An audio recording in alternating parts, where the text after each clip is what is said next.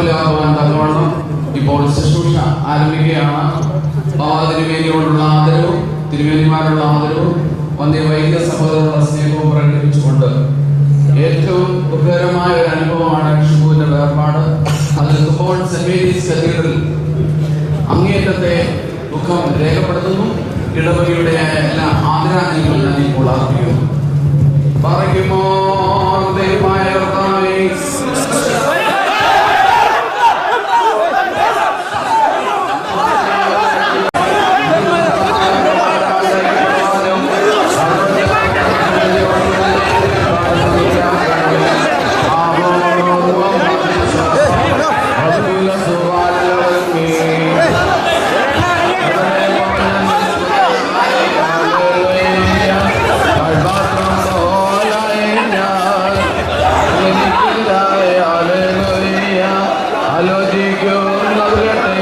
എന്നാൽ മാവിടുക്കാൻ അവരോ.